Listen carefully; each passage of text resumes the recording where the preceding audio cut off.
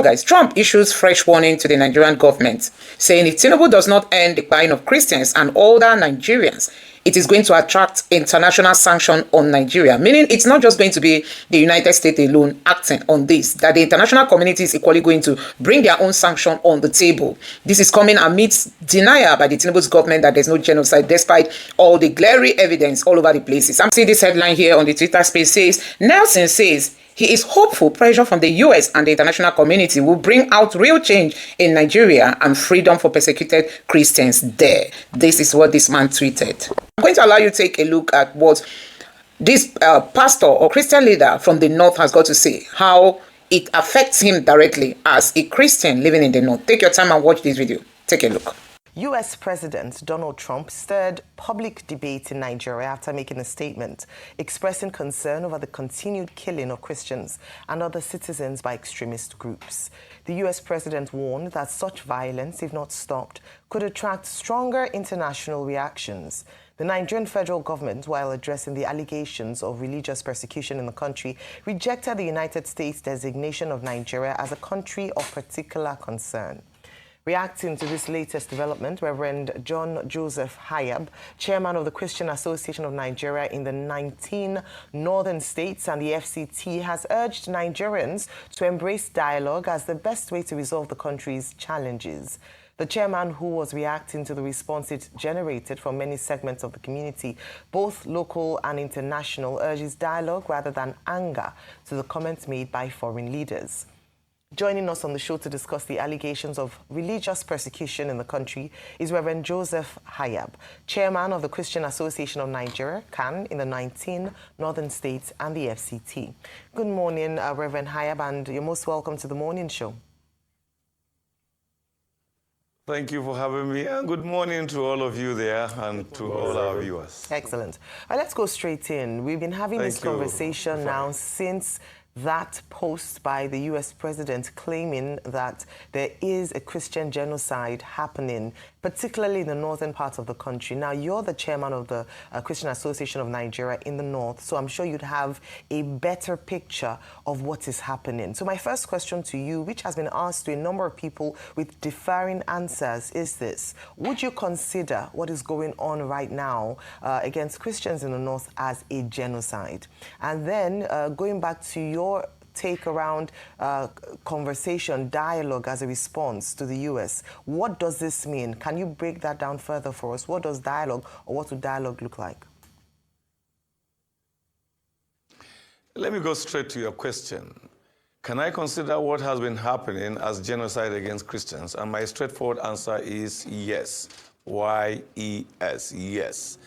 Because these things have been there. But let me quickly put this picture.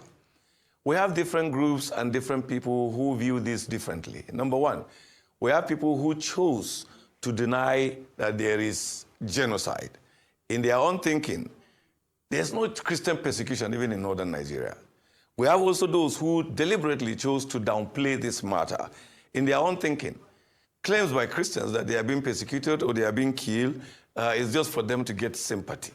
We also have this group who deliberately also chose to misrepresent. Their own is to keep misrepresenting the entire conversation, framing it as it is just only farmers-herders conflict. Well, we know as victims that it is not. And then we have the last group, those who probably are sympathizers of the perpetrators or sympathizers of victims. So anytime you listen to this conversation, you have this thing going. But as I've said in many fora, that the truth about it is that anybody who comes out and say that there's no Christian genocide, there's no Christian persecution, is not fair. It's not fair to the Christians of northern Nigeria, neither is it fair to the victims and their families. Because some of us who are talking today, we've been around and we have buried many in numbers. We can give those numbers and those incidences with dates. Long even before Boko Haram came up. So the killings have always been there. To just fast-track it, you begin with issue of Sharia crisis in 2000. Over 2,000 people died, and we know what really happened. We buried them. In just 2 years after, the Miss World Beauty Pageant crisis came up, over 300 people were killed. We know what happened. We know the people we buried. I used to say this not for any reason, so that you don't think I'm telling you stories I read from books. I was part of the burial. I actually did the burial. So it's not a story. We knew what happened in 2006 about the Danish cartoon crisis. And then Boko Haram came up and further make it big. Kill our pastors, burnt our churches. The fact is that, like the Baptist church that I belong, many of our churches have to shut down completely in Maiduguri and in most of the part of the Northeast due to Boko Haram. Boko Haram were not just targeting people, they were targeting Christians. They publicly came, and thank God, ISWAP and other terrorist organizations are saying it publicly that, look, they will not stop tormenting or they will not stop persecuting Christians. But when you ask me as a Christian, is it just about killings? It goes beyond that. There are so many things we have faced. We face a situation where our children cannot be admitted in certain universities that are public universities, and their crime is not because they are not qualified, they are Christians. We face a situation that even if they go to that school, you will have mosques and places of worship for other religions, but they don't have a place to worship. So every Sunday, they will be changing classroom for them. You're not going to worship here today. You're not going to worship here next week. So they don't have a permanent place to worship. And we ask ourselves, where? I, Reverend Hayab, have fought even in public media that there should be no federal institution in Nigeria where a citizen of Nigeria, a son of a Nigeria, will not be allowed to exercise his right. But our children suffers that. Look, I'll give an example. There is a resource center by the Catholic in Kaduna, near the Lugatho roundabout. In 2000, there were many priests. I remember one of the priests I will always remember is Professor Peter Bona. He is a professor, a Reverend Father, a professor. They chased them out of that place, burnt all those centers. So Christians have suffered so many things that we don't just keep repeating it. And that's why we say, first, acknowledge that something went wrong. But let's look, how do we correct what went wrong? But when you say that there was nothing wrong, then we are not going to correct it. We'll keep pretending and keep lying to ourselves. If we want to correct it, first we acknowledge that something went wrong, Christians have been killed, and truly we buried many.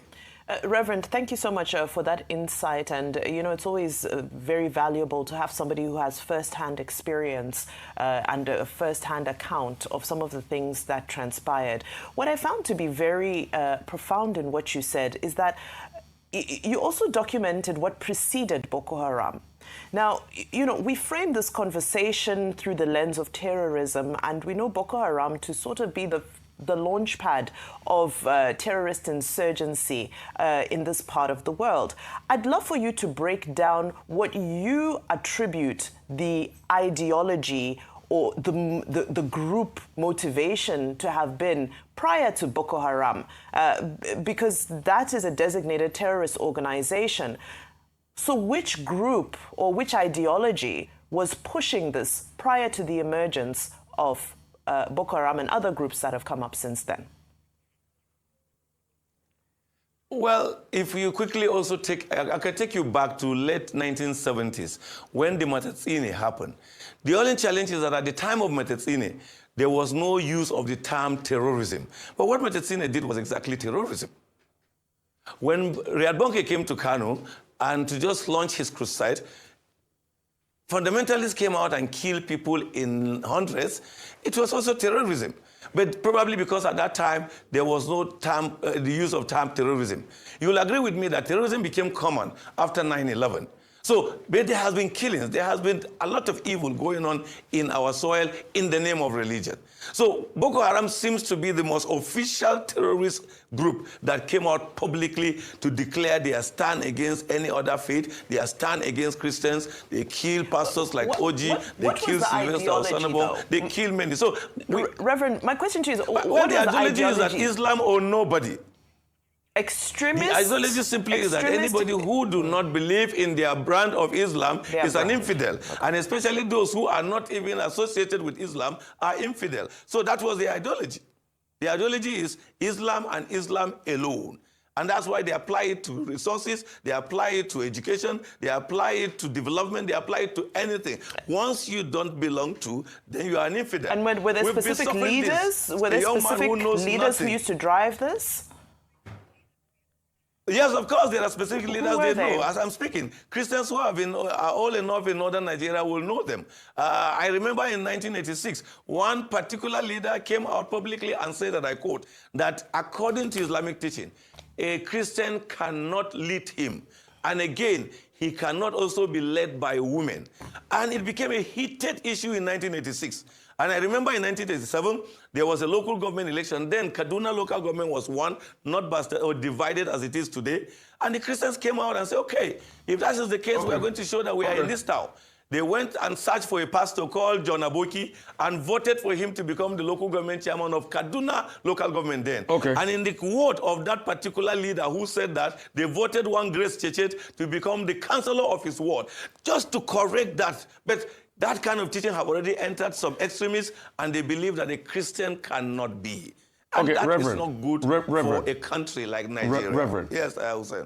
Please, I want clarity this morning. I'm happy that there's a shift in narrative.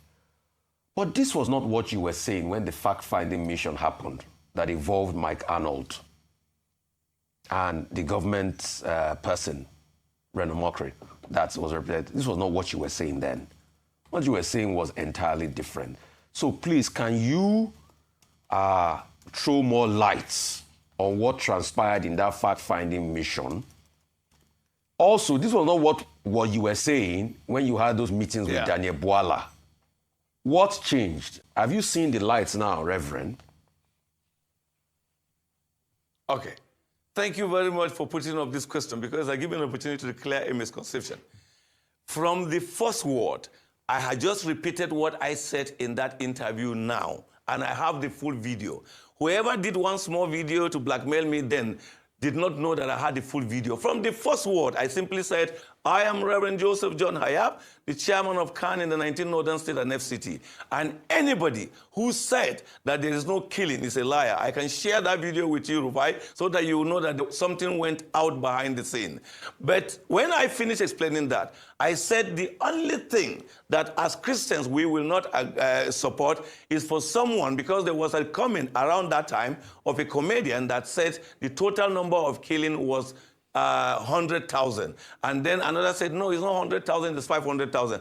And I clarified that there's no one that have killed 100,000 as at that time, or 500,000. And so I think either Mike Arnold or someone played a script and just went by the side. When you look at that video, you will see I was being picked by the side, and it did not take me what I said from minute 1 to the second minute and just take some seconds in between the third minute and now put it as if I said something.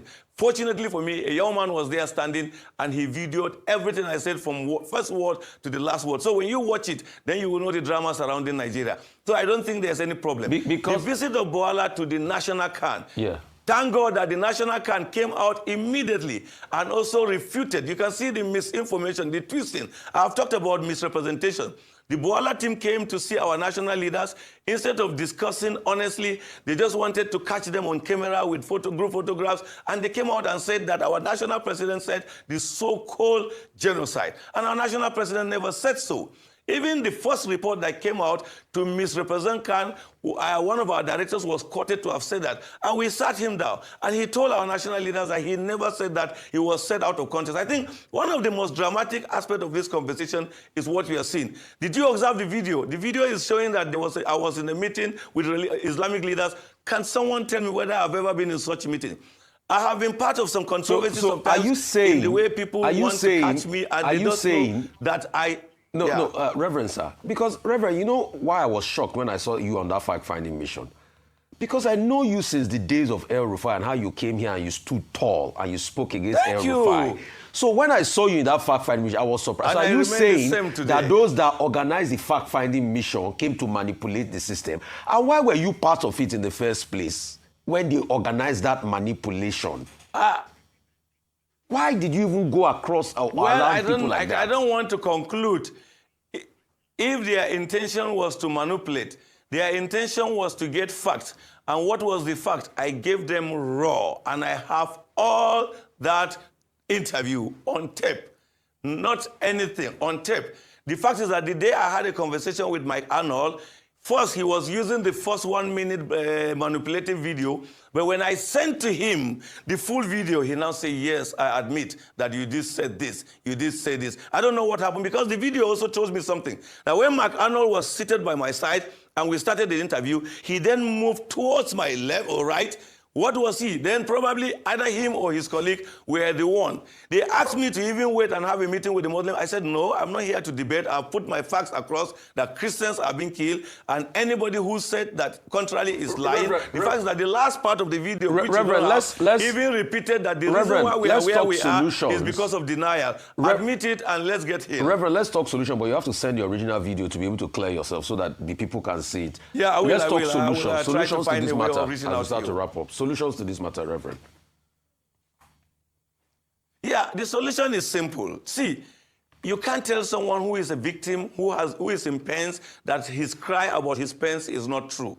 Once we stop doing that, then we will find solution. Let's admit that, yes, people came and killed Christians, and they came in the name of religion. And which religion? They came as Islamic fundamentalists. No Christian is saying that Muslims had a meeting and asked some people to go and kill them. But Christians are saying that fundamentalists, terrorists, came in the name of Islam and killed Christians. When we acknowledge that fact, then we've started the journey of healing. Number two, as a nation, when we begin to talk honestly to one another and understand the feelings, the cry, the pains that people are going through, then people will trust any conversation we bring on the table. But when we see people in pains and we don't bother, like someone telling me that Trump is coming with an American agenda, first I ask you this question. If Trump had is having an agenda, what about your own agenda that have been killed and you didn't care? Before you tell me about Trump agenda, have you shown concern when I was killed? Have you shown concern when I was burying people in large number? Did you show concern when I was grieving? You even mocked at us. You even laughed at us. So if you want to bring Trump agenda, you've not started the conversation. Think of me as a Nigerian. Think of me as a fellow neighbor. Think of me as a citizen and treat me with that respect. Give me the respect I deserve. I don't need to wait for Trump for that. But if you fail to do it and Trump says he's going to come, let him come. At least he will make you know that you are not the only one who is watching. And listening to what Trump says, Trump never said he was coming to fight Nigeria. I know there's a twisting of all these things. Trump simply said, go after these terrorists. If you don't go after them, we can come and go after them. So who is afraid of Trump coming to Nigeria? Probably he has an hidden agenda or something to do with terrorists. But the government can also come out and say, hey, we've had enough of this. We are taking position from now henceforth. Anybody who torments a fellow citizen, a Nigerian, because of his identity, whether tribal, whether religion, there will be a law, there's a law about it, and we will deal with him. All right. If those who are causing this problem know that government will come after them, yes, and there are structures, I even suggest to government, you can put up a task force in charge of religious freedom, who will monitor, investigate, advocate, and prosecute those who infringe on other people's rights. Then people will know the game is over. All right, thank you. That was actually the question I was going to ask you. In one sentence, Reverend, do you think, so Trump coming in, fighting the terrorists and this task force, would that guarantee religious freedom in the North? One sentence. In reality, we really don't need Trump to fight. We're supposed to, as a sovereign country, fight. But a situation where you are hungry and a visitor comes to give you food, the temptation is that you will eat the food because you will not allow yourself to die of hunger. If there is a failure in going after those who have been causing this problem in Nigeria, the temptation also is there that if someone comes and will offer a relief, you will go for it. So to me, it is a wake-up call. Government, instead of allowing all this unnecessary debate, hey, we have had the cry. Yes, we have even realized the international community are interested in this. But we will show that we are a government. We will show that in this country there is a constitution, there is a law. From now henceforth, no Nigeria should be persecuted in Kanu, should be persecuted in Sokoto, should be persecuted in Maiduguri, should be persecuted in Calabar, should be persecuted in Rivers, should be persecuted in Imo, should be persecuted in Enugu or in Lagos or in Ogun. Once the Nigerian government takes up that position, I tell you, terrorists will know their game is over. But once they strike, and then we allow this kind of debate and don't go after them, then they assume that they have a whole day or a field day. Let's stop them. Then religious leaders can come together and begin to talk honestly about dialogue, but dialogue from the point of respect. The U.S. President, Mr. Donald Trump, who some say that he's a businessman, and one of the hashtags on X that has been trending is the hashtag natural resources. And let's say perhaps he has interest in our resources. So you do not think that President Donald Trump is interested in that? Because the question as well that Pastor Femi Lazarus has asked is, why did the U.S. put a hold to Nigeria purchasing equipment in 2014 under President Goodluck Jonathan? Right. Let me take this last part first, right? That was under President Barack Obama. And every president in America has their own policies, right? The Obama administration determined that the equipment that they were sending to Nigerian armed forces, they were misusing them, and in some cases, killing innocent citizens. And they didn't want American weapons to be used in the murder, whether it's accidental or deliberate, of murder of innocent citizens. That was why, and there's a law. There's a law in America that actually forbids the United States government from selling weapons to countries that have what they consider terrible human records or human rights. But this Donald Trump, the man in question now. Let me finish. Okay, just land on your point, because some will disagree. Yes, but land on that point, but some will disagree. Go ahead, sir. Let me finish. The same man, Donald Trump, who you just referenced right now, was the same man who overturned that Obama's decision and was able to sell 12 Kanu fighter jets to Nigeria. It is the same Trump that we're talking about here now. Now, let's come back to the issue of the mining of minerals. Let me tell you, foreign powers are already mining Nigerian minerals. The Chinese are there stealing our minerals. The Chinese are a part of the equation where you have this insecurity that is going on in Nigeria today. If you go to all of those areas where you have these illicit mining activities, the Chinese will be found there. Right? So there is this connivance between some foreign powers and the indigenous people in those areas and the bandits to illegally mine our mineral resources, and the funding does not go into the pockets of the federal government of Nigeria. There are also top security retired military officers and those probably who are still serving who are also benefiting from this at the detriment of the general public of Nigeria. So if Donald Trump is going to come in, and as part of the equation or the agreement, is for them to help us and solve our insecurity problem, because it's completely unacceptable that we will normalize insecurity in Nigeria. Such a situation is not sustainable. It's already affecting our economy, because no sane investor will come into a Nigeria when it is in chaos as it is right now. So if Donald Trump can reach an agreement with Nigerian government, and there is a sort of order in that mining sector in where America helps us to deal with our insecurity problem, and on the other hand, they benefit from those minerals, as against what is obtainable today, where other foreign powers are illegally conniving with our citizens to mine these minerals at the detriment of the generality of all of us. So I think I would prefer the latter one, where Donald Trump and the Nigerian government reaches an agreement. Yeah, so I have to squeeze in as many questions as I can. There's a report as well that the FCT Police Anti-Kidnapping Unit and the DSS have had to embark on a special church patrol within forest and border communities, somewhere in Niger State, in Kaduna State, and even in the FCT, Gwagwalada area as well. Perhaps we should begin with the former DSS director, Mr. Makri. Do you think that this has opened up churches to more attacks? No, I don't think so. I don't think so, but it is very, very regular and necessary for regular patrols. In fact, I have not been in Abuja for a very long time. Otherwise, I'll tell you, before, even starting from the days of Abacha, you know, there are regular patrols in the Federal Capital Territory, because that's a very sensitive area. You know, we cannot afford to have bandits or terrorists even coming in. Remember the bombing of the United Nations office in Abuja? You know, that was a real slap on our face. And I hope that it does not repeat itself again. So it's very, very necessary that they go ahead and... See, let me put it this way. We have to take security more seriously. You know, we have been dealing with it, you know, haphazardly. And, you know, a complete integrated security system is what we need at this time. And I hope that, or I'm happy in a way that people are waking up to it now. But I think one step that I would really want the military to take, or the political leadership to take, is to have the political will and get the financiers and supporters of this particular case All right.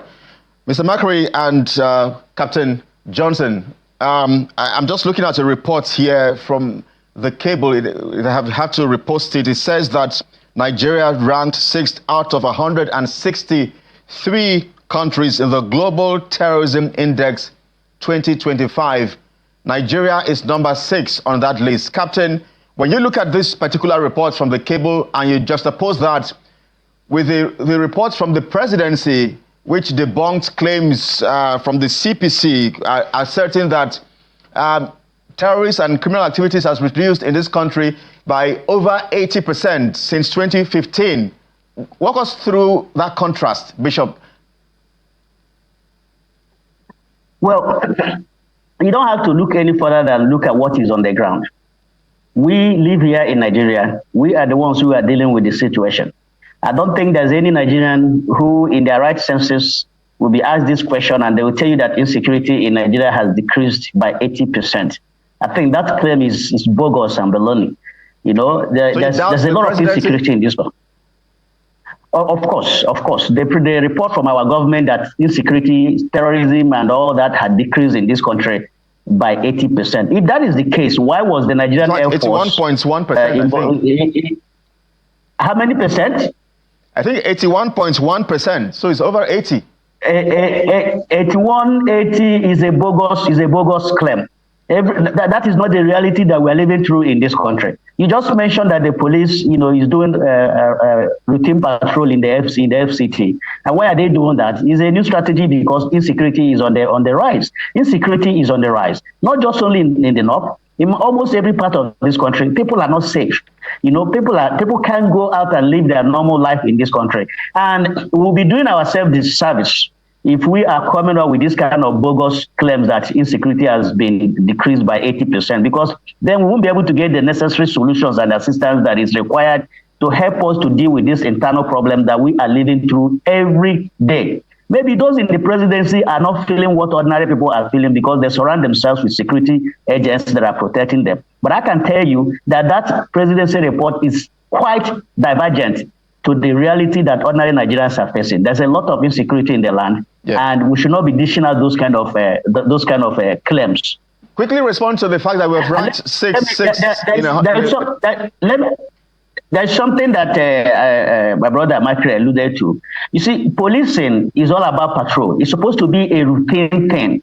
It's not something that you do off and on. It's something that is supposed to be regular. Where he is right now, if he goes to a police station, he will not see any policeman that is sitting around at the police station. They are all in the streets, patrolling every nook and cranny. That's how you police a place. You don't police a place by everybody sitting around in their offices, at the police stations, at the command headquarters and the headquarters. No, you police by being out there in the street and patrolling every nook and cranny, and that's how you deter crimes from taking place. So I hope that the patrol... We have to go now. I'm told that we are absolutely pressed for time, but I'll need former director, DSS director, to just in 20 seconds respond to the fact that the Global Terrorism Index 2025 has ranked us number 6th in the world. Countries of 163, we are number 6. Mr. Macri. Yeah, thank you very much. We've even been higher. We have been higher. When you look at the kidnapping index, we were number 1 at the time, and then we graded down. But you see, forget about all the statistics. Forget the statistics. What we want is a feeling by the ordinary man that is secure.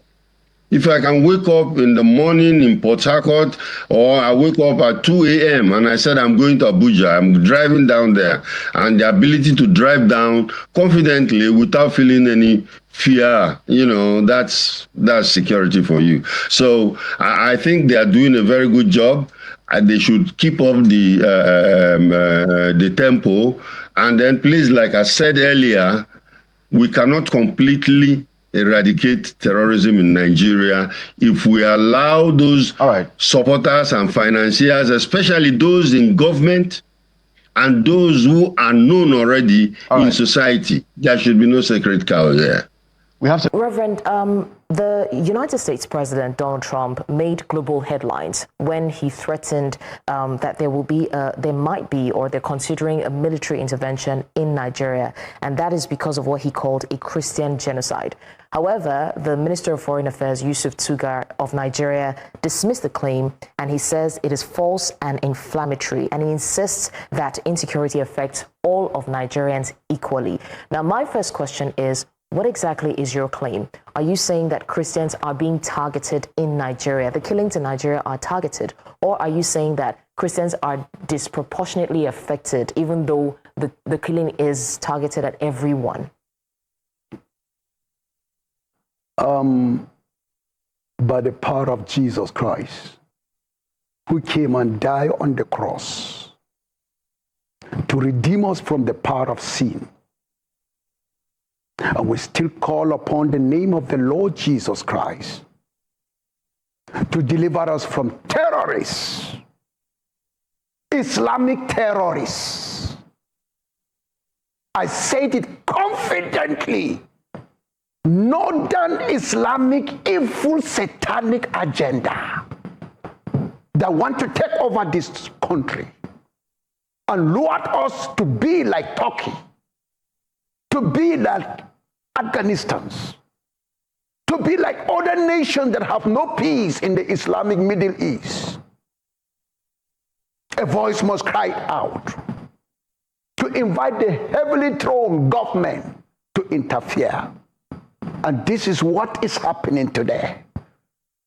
We have been crying out for over 30 years.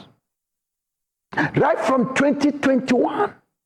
It is before that time, because 2021, this thing come glaring. There's a jihad moving to destroy Nigeria. Before 2021, there was a lot of casualties that will have been received all over the north. I would say Nigeria. But it has been silenced, enduring the pain until a launch of the jihad came 2001. And the full blow was just moving. We are just enjoying it, pressing it down. Women are being raped. Come and see, we have to be slaves to the Islamic terrorists. They will force you to go and farm for them. If our local native people do not go and farm for them, then even if you farm, they know you have farmed, you will not harvest anything. Until this thing grown up to become a full-blown genocide. I have the statistics. I have been to the monument. I have called names. These are the names of people that have been killed in one day, one night, 501. This happened on the 7th March 2010 in Dogonahawa, Gemburuk.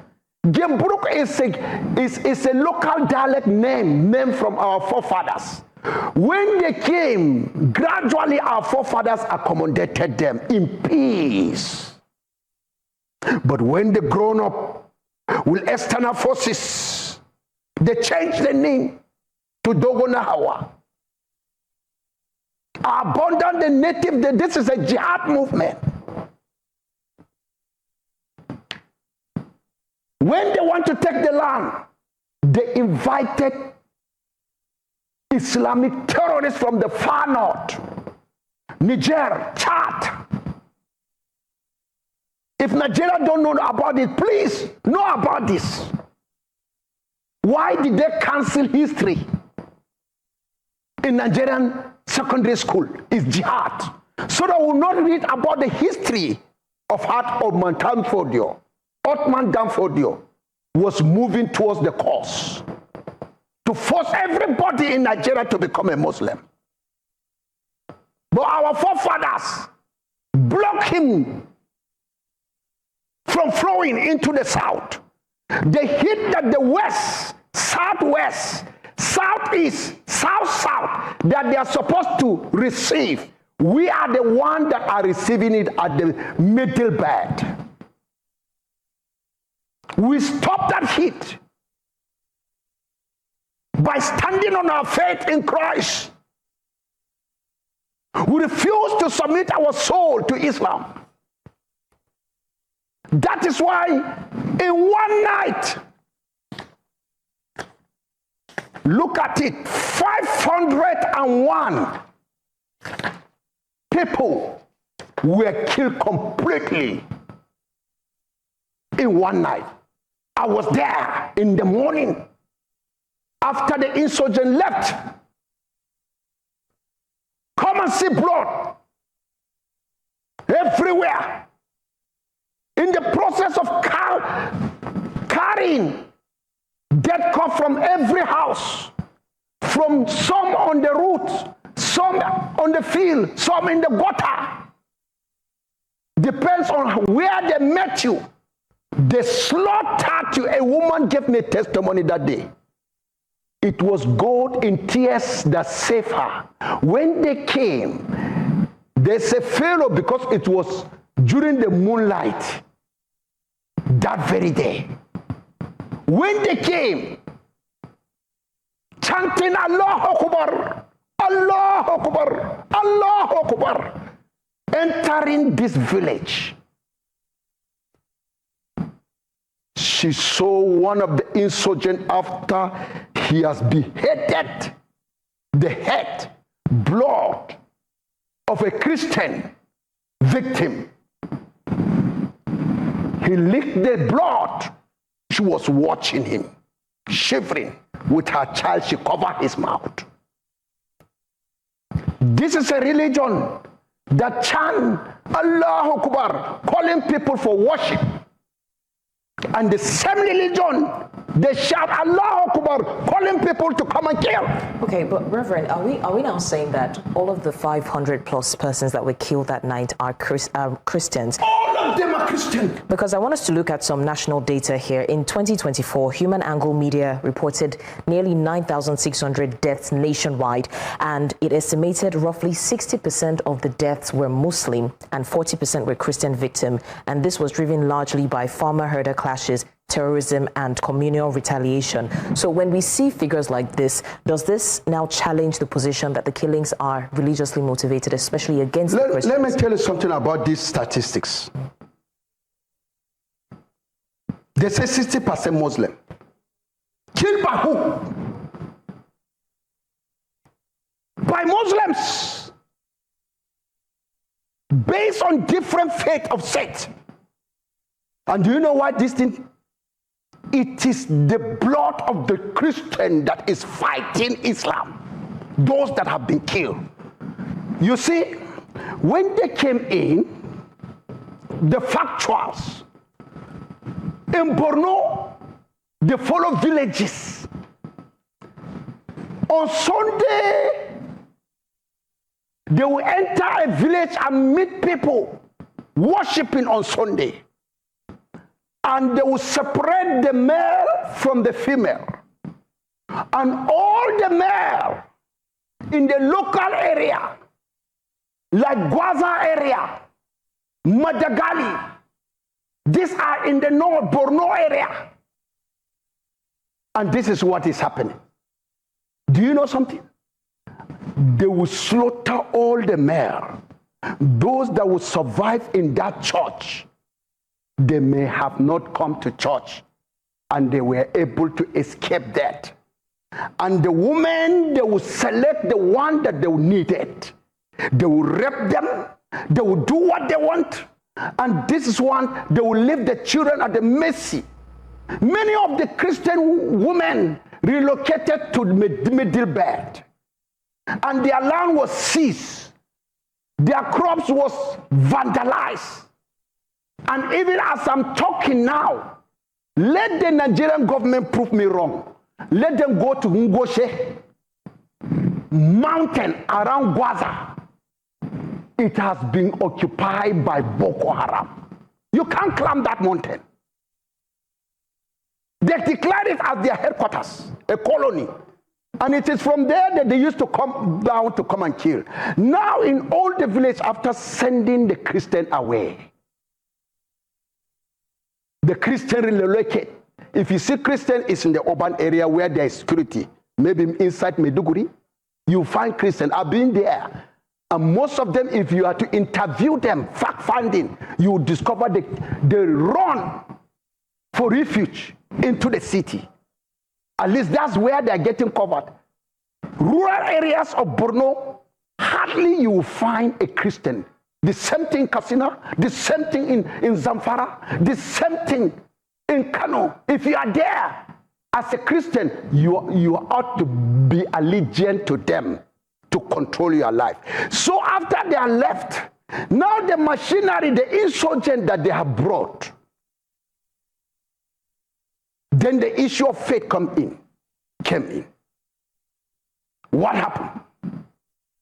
They started hitting. The Fulani were hitting the houses, killing them in the mosques, killing them in area. They know this is factual statement because I've been there. I preached on television of Zamfara, NTA. I preached on Katsina. Even the day that I was in Gusau, that day, Matawale village, the present, his village was attacked. We are busy praying for them. Those that were able to escape, the Boko Haram entered that village of Matawale. And this is where Muslims are killing Muslims, the Izalas are killing other faith because of their indifferences. It is the blood of innocent Christians that is fighting them that were killed. Okay, I want us to talk about the attacks, the alleged attacks in churches. Yes. Right, so you've shared harrowing accounts of your grandmother's heart being removed, and you also talked about your uncle's tongue being cut off. Yes. You also mentioned your best friend's wife and her kids, her 5 kids. You even said that she was, backing one of them. Now, recently, we saw that the pastor of Flaming Fire's ministry, Simon Back, was killed. But then he was killed in the farm. So all of these attacks, were they carried out in churches, or were most of them carried out in churches or in different regions? In different regions. Some on the farm, some outside on the way from the market going home. There will be ambush. And hardly you will hear that. And let me tell you something. They say farmer is a slogan of Islamic movement to deceive the world. That is farmers clashing. We have that even before the colonial, after the independence. We have that. We settled differences. Once Hardo or a Fulani man discovered that his children have destroyed farm, before you wake up, he will be there at your doorstep. After worshiping, doing his salah, he will come and wait and say, please, yesterday my children came. That's how we are living peacefully. Because of that, we sympathize with them. We say, it's okay. But the present set that I know, they are really troublemakers. And this is what is happening today, my sister. They butchered us, even in the market.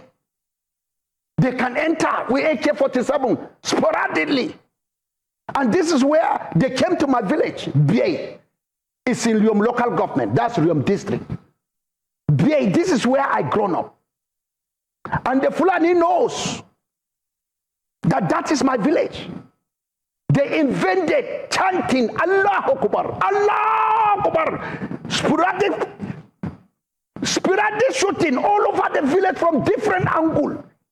And this is the sound of their guns. I don't know whether it comes from, is it Iraq or Iran or anything. You hear kukum, kukum, kukum, kukum, kukum, kukum, kukum. This is the sound of the terrorists in Islam. And when they enter the village, and this is what happened. They move after that night. Those that were able to escape helter-skelter, they were able to go and hide. Then they burned the villages. I was called. I have to take a journalist to that village the following morning. Because I wanted to go down there. They said, no, don't come this night. They can do something for you. I was crying. I couldn't sleep. My wife is here with me. She know I was restless in Bukuru that time.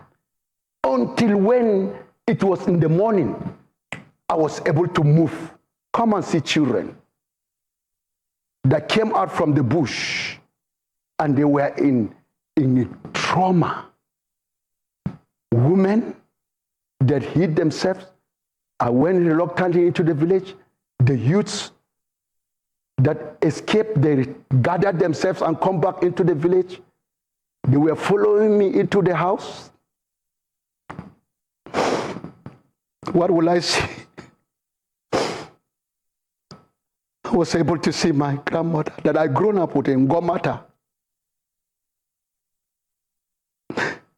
And the youths were challenging me that they want us to bring something for their self-defense. And we didn't do anything. And look at it here. When I saw her corpse, the youths are the one that opened her chest for me. And I saw a broken knife. There was no heart. They asked me, would they remove that knife? I said, no, leave it there. Let that knife become a weakness for us when eternity comes. Wherever they are, they will not escape judgment. Then they say, I should follow them again. Behind the yard, here is my uncle's corpse called Dangai.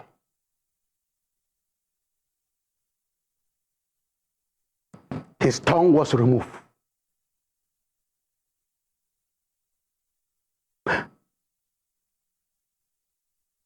I asked the youth, they asked me, what will I do? That day, I was surprised to see the governor, Governor Jonah Jang. I had serene. He came to the village, and you have to cross 2 rivers. He came, and we did the burial. 13 people were killed. The monument is there. We didn't build it, but by God's grace, we'll build it. They took me to my childhood friend. We grown up, Daliop gang. What will I see? I went into his house. I saw his wife,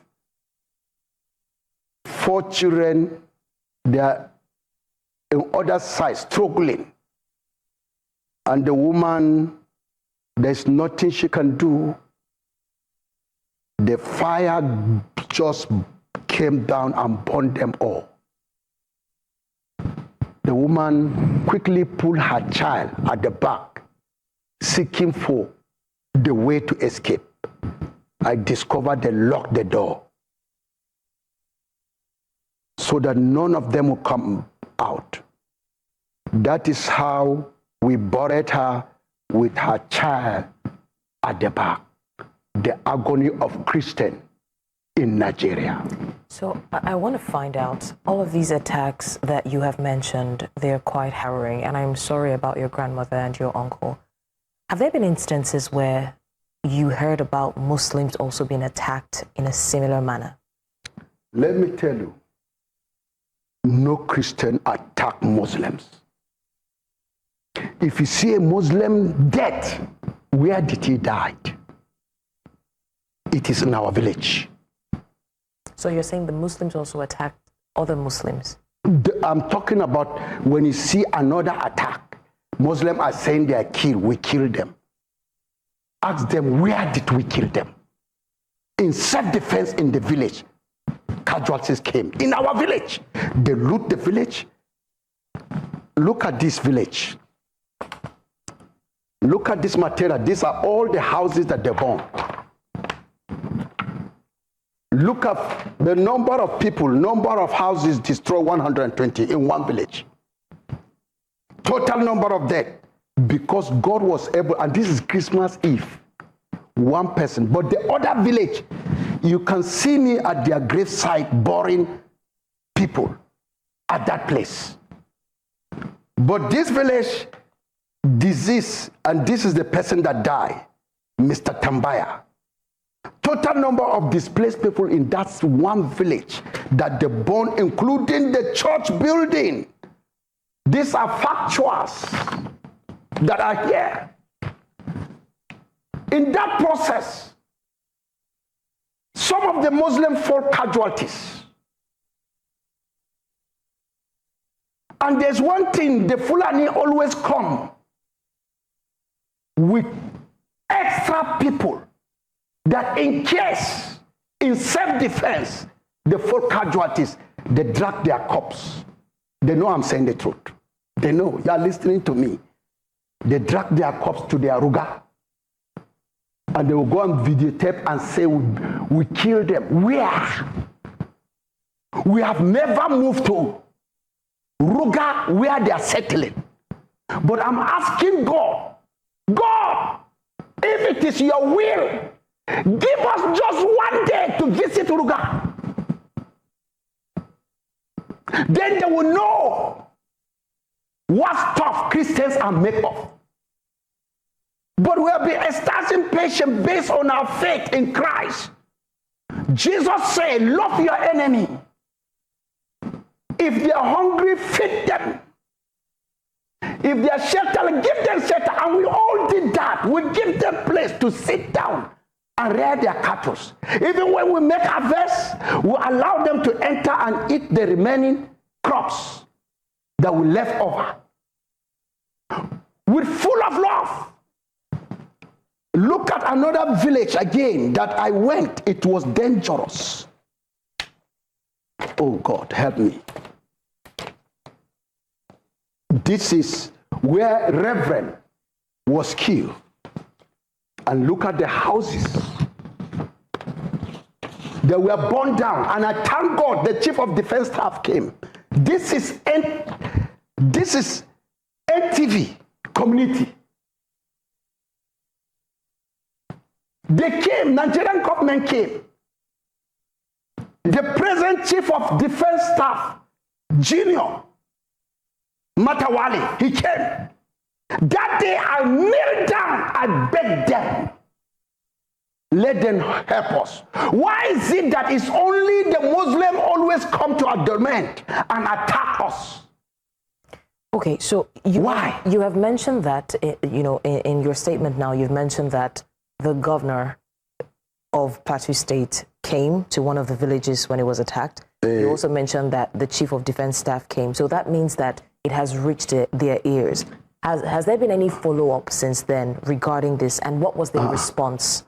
Do you know that minister of, I don't get her name, that minister of humanitarian that was removed by present government?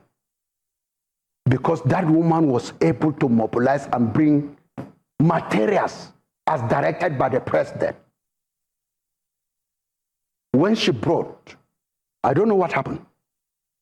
After what she has done, there's a gimmick. Control by Islamic agenda in Asorok. I don't know what happened. Just to hear that woman was removed. Maybe she has a shortcoming. But I know her shortcoming cannot be compared with Muslims that are working with Tinubu, destruction of this nation, but they are not removed. If you're referring to Dr. Betta Edu, is that it? Yeah, that woman, I didn't get her name. That woman really helped. So I look at it, they say, Kai, this woman helped these people. In fact, she's going to cause harm for Islam in the north. They maneuver the way they remove her. You see, any person in Jos, when Darie, my governor, Joshua Darie, hear very well, they have been killing us in mass from village to village. And do you know what happened? When he saw in one of the village that this machinery that were hired, many of them, our youth killed them in our territory. So the former general secretary of Miyetti Allah, Saleh Bayare, he packed the corpse to the government house. I imagine that day, the governor, Darie, said, you people have been killing Christians. I didn't say anything because my hand. Now you brought the corpse, what do you want me to do? The Christians have never packed their corpse to bring to me. It's an offense to Islamic war. Since from that day, they started attacking this man because they want him to use all machineries to kill the Muslims. But he refused. Okay, very quickly, I want us to go back to the removal of the Minister of Humanitarian Affairs that you mentioned. Yes. Did she at any point offer support outrightly to the community? No, yes, she did. She brought trailer of rice. She brought mattresses. She sent representative to Broad. So are you now saying that you think her removal was attributed to that? Let me tell you, at the shadow, but they know best.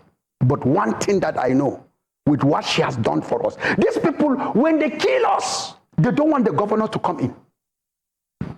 You see, when the governor stood, they forced their way to Obasanjo, and he declared state of emergency. Daria was removed. And I thank God that day, after 6 months, they still stood with the enforcement that Daria should never come back. God chose me single-handedly at TCN, and I spoke. My brothers, after they have deliberated who is who in Plateau, they said Daria should never come back. I will not forget. The former camp chairman, Yakub Pam, was there. So I raised my voice. I said, where is your brother? Don't you see Islamic agenda is a war on Plateau because it's a Christian state? Why should we reject our brother? Why should we become Cain to kill our brother? This thing is moving down to the south. God is asking the Yoruba Christians, where is your brother? And the Muslims, where is your brother? We are all Nigerians. We are supposed to protect one another. God is going to ask us, where is our brother? The Muslims in the north, the Fulani. If we have killed them in our mind, God is going to challenge us.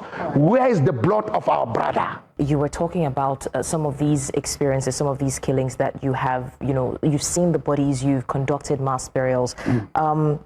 You also shared some accounts of things that happened in Dogonahawa village. And you talked about some things that happened in Yelwa Shandam. Now, one of the examples you gave was the fact that sometimes these attackers come to the churches and kill the men and rape some of the women. And then you also allege that some women are taken to neighboring villages. Run me through some of these experiences, because there have been speculations that since these attacks started, the Islamic groups or Islamic leaders have not really done anything in terms of sanctioning some of these Muslim attackers that have been alleged to attack these people. And it didn't just start in 2021. If we look back in history, we will talk about Deborah Yakubu, who was stoned to death in 2022. We'll also talk about Deaconess Eunice Olawale, who was murdered by alleged Muslim extremists in 2016. So people are saying that if it's not religiously motivated, why are these Islamist leaders not calling to order, or at least enforcing the sanctions and punishment of some of these perpetrators? In fact, you see, what happened? The real issue here is glaring. There are forces from the Islamic perspective that is being released so that the world will not know that Christians are not killed. But let's look at, to prove to you this is religion. They know. Look at Deborah killing. No cleric of Islamic condemn it.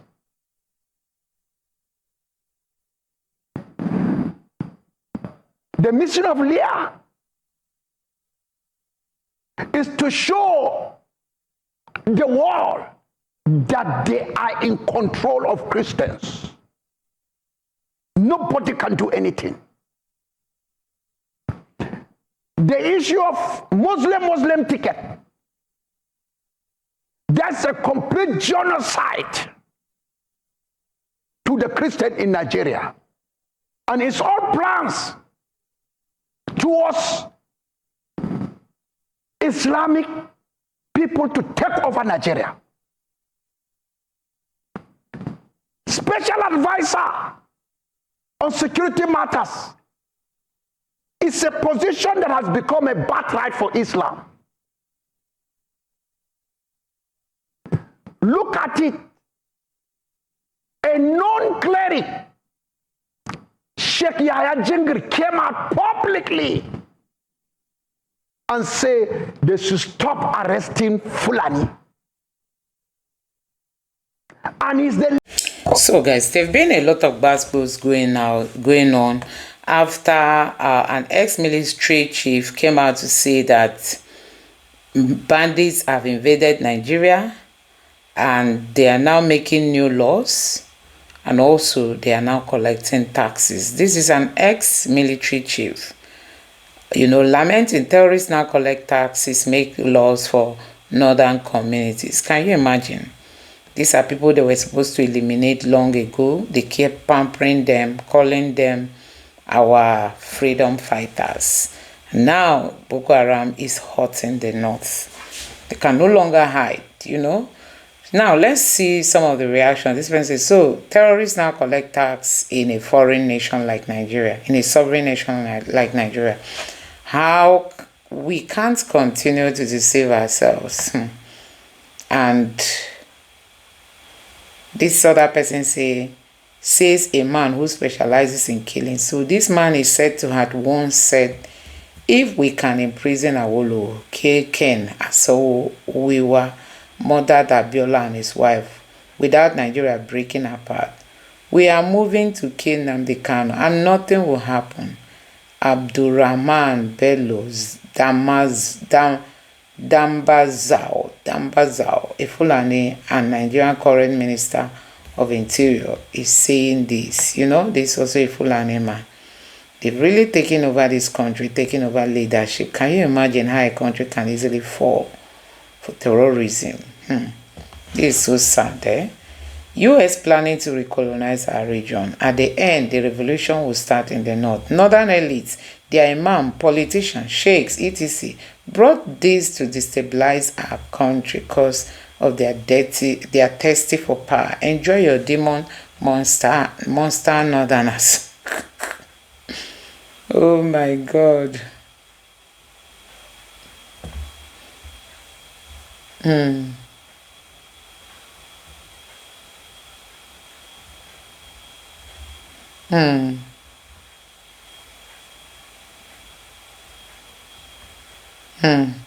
So this other person here say when the same northerners were romancing with the same bandits, with the same terrorists, they thought they were doing Jonathan and his government. Now look at what they have brought upon themselves.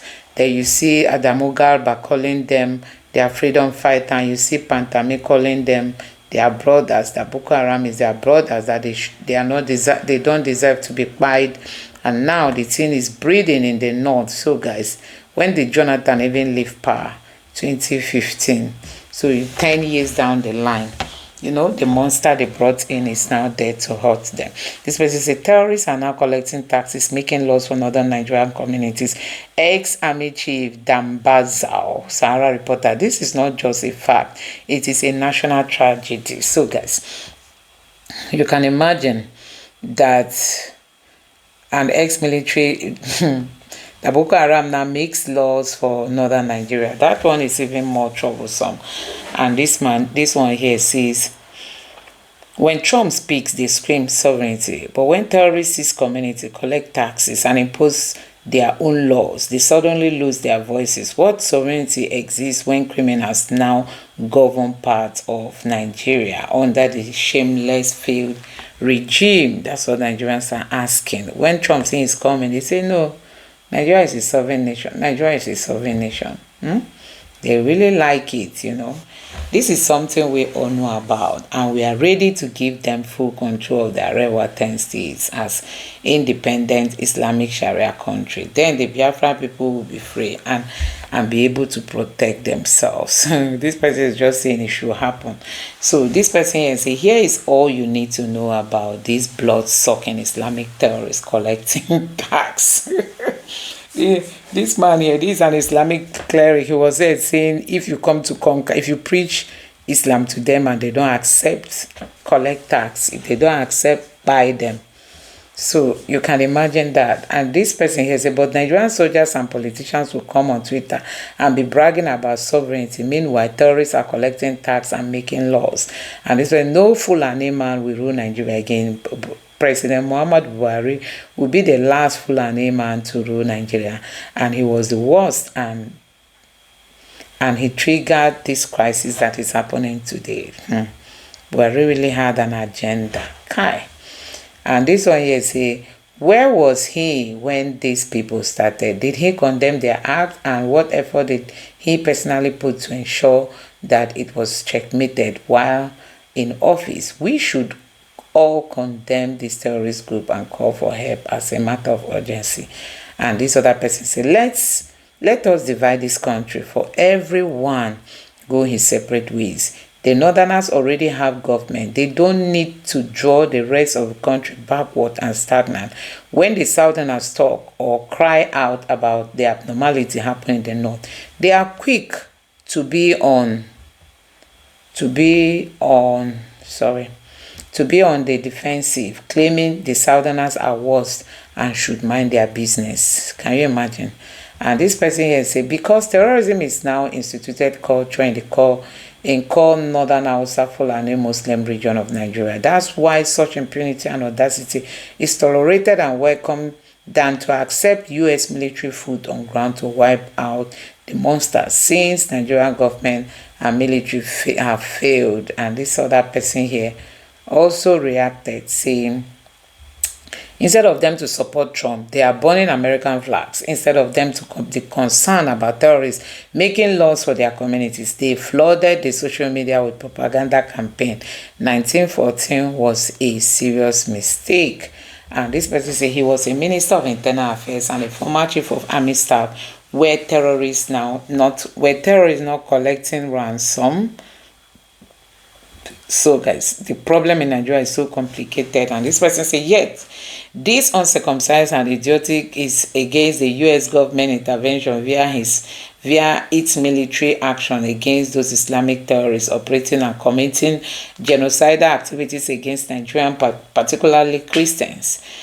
Isn't it? He's a failed and shameless ex-soldier. This person here said, if this isn't enough reason to say Nigeria is a country of serious concern, then I wonder what those shouting sovereignty up and down, where them the US cannot come and help you end terrorism, because in your proud mind Nigeria is a sovereign state, yet foreign terrorists can seize your country and even collect taxes. Do you know the level of temerity it would take for a group of foreign terrorists to not just reside in your country but start collecting tax? That's a very powerful question. Do you know what it takes? Do you know what it means for these guys to just come from nowhere and they are collecting taxes? And this person say, I thought they are freedom fighters. Have they forgotten their freedom and now establishing a new government? After committing treason, government will use taxpayers' money to care for them and their families in the name of repentant Boko Haram. What kind of country is this? And this person say, all of you, the northern elites, leaders, abysmal failure. You failed your people, failed your religion, failed your faith, failed oath of office, failed Nigeria. That you failed Nigeria. Shameless leaders, always discussing problem but never implementing any solution. They will continue to meet for years, and its insecurity will continue until they make up and take tough decision. Until they man up and take tough decision. Give people the right to bear arms. Let everybody have a gun. Chase Fulani herdsmen away from all forests, set up ranches for them in their home states, bring your cows in trucks to sell everywhere, go into the forest and eliminate all the terrorists there. I think that's what this guy said, and it makes a lot of sense, you know. Just establish their ranches for them in their home state. If they want to sell cow, they should come. They should stay in the north, not come into the south. He was chief of army staff and refused to fight against Islamic terrorists. He said they were his brothers and he frustrated Jonathan to win the war. Immediately it broke out. He then joined the APC. God, this is sad, Jehovah. He joined the APC. You see these military chiefs, they are all politicians.